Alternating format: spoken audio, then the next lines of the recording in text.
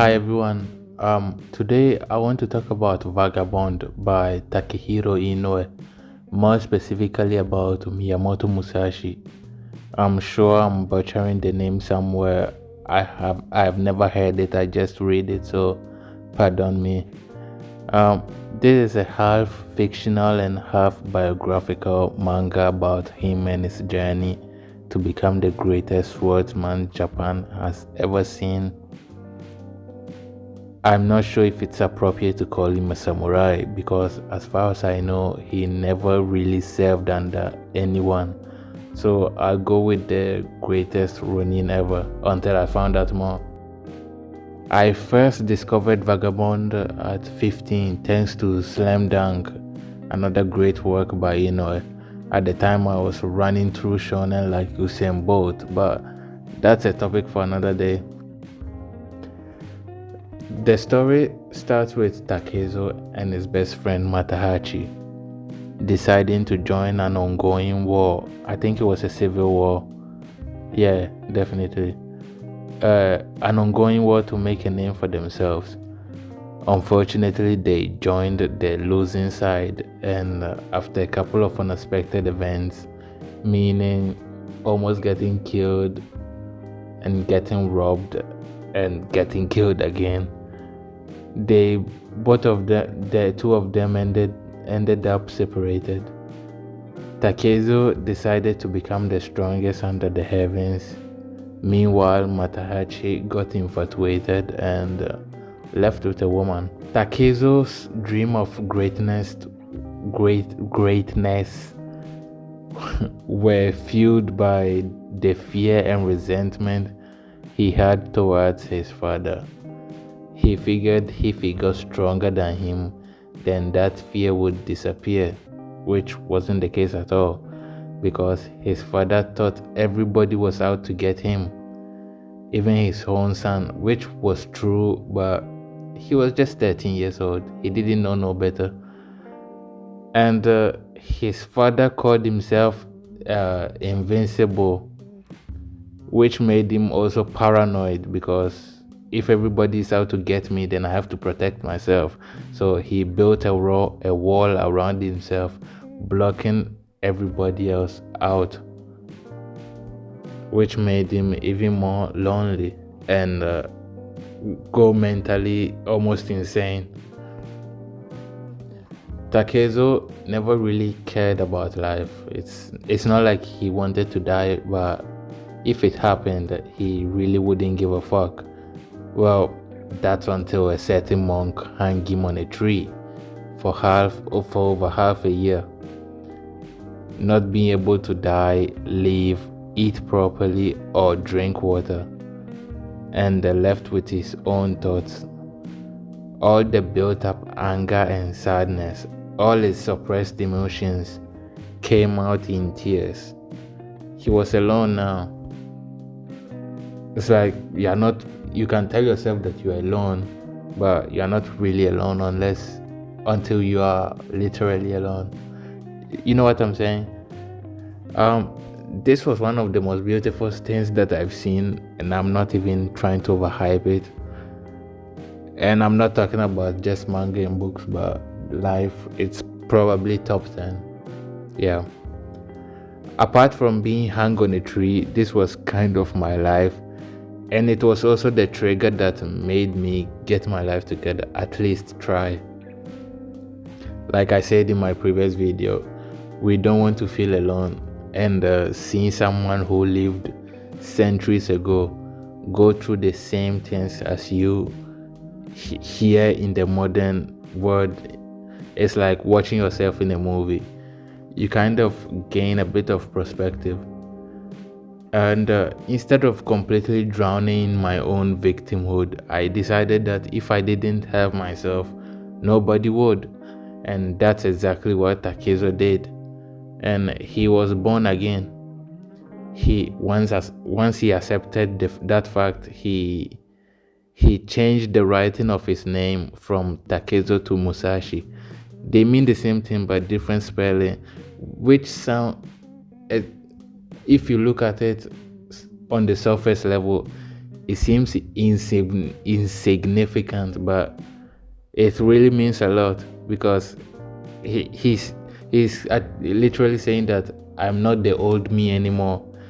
This is a new person. Then he adopted the name of his village, the same village that repudiated him, hunted him down, and made his childhood hell. He adopted that name and became Miyamoto Musashi. And he sets off to better himself physically and mentally.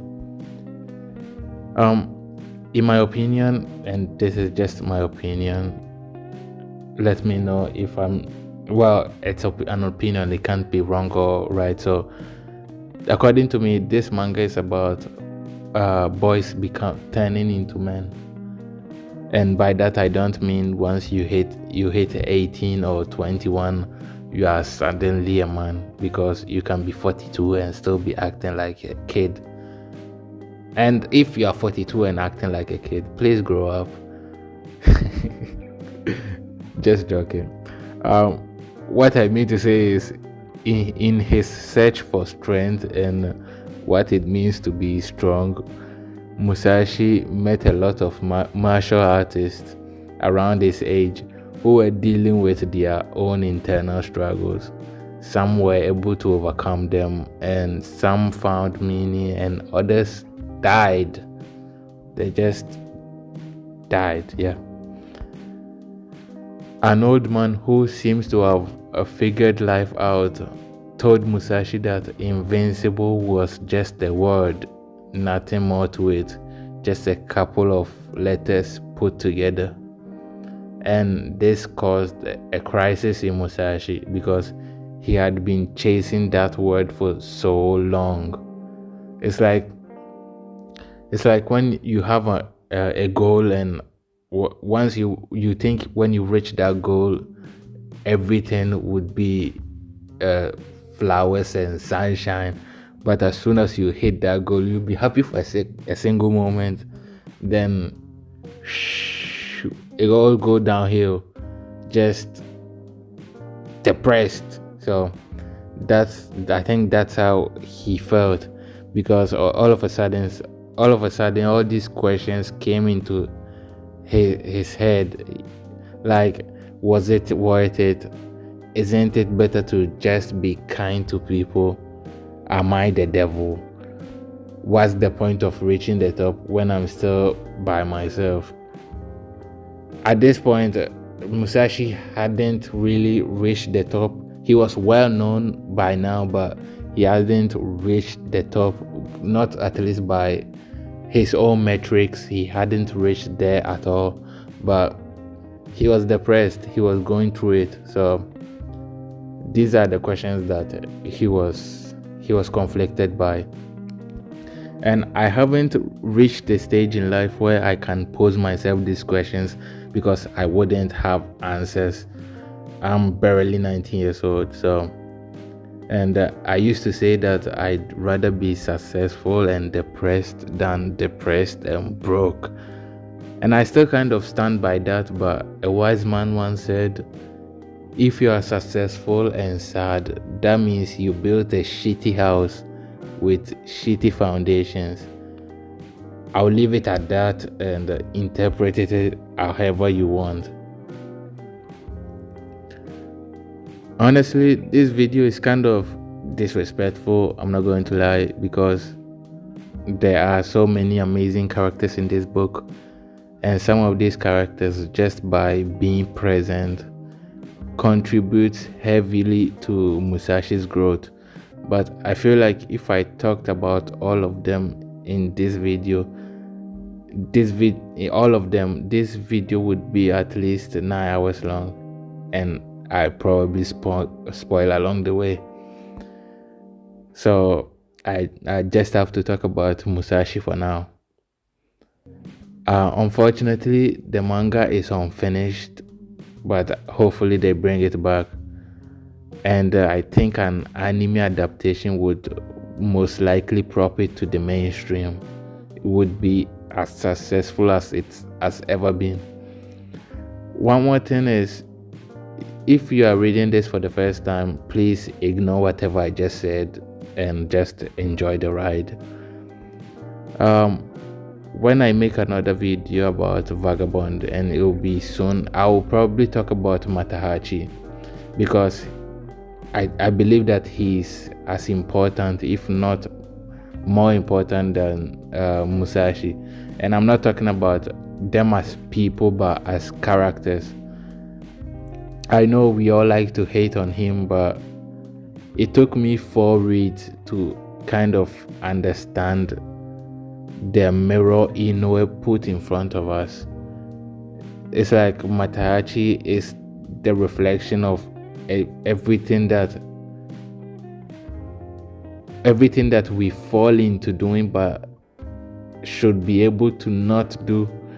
I'm not sure if I'm explaining myself correctly, but what I'm saying is Matahachi is in each and every one of us, some more than others, whether we like it or not, and that's why I think he's so important. I'll think about it and find some way to explain this point that I'm trying to make in if I make another video about it. And I'll be adopting this new style whenever I talk about specific characters that impacted my life in some way, shape or form. I'll still do the slideshows when I'm talking about a manga as a whole, but for characters I'll do this so there are no spoilers, and you can have some visual entertainment, and I can have fun too. So killing 3 birds with 1 stone. Seems like my hand doesn't know how to act in front of a camera, but I'll get used to it soon enough. Let me know your thoughts about everything I just covered in the comment section, and if you have a manga recommendations, please give it to me, and like and subscribe, and see you on the next one. Bye.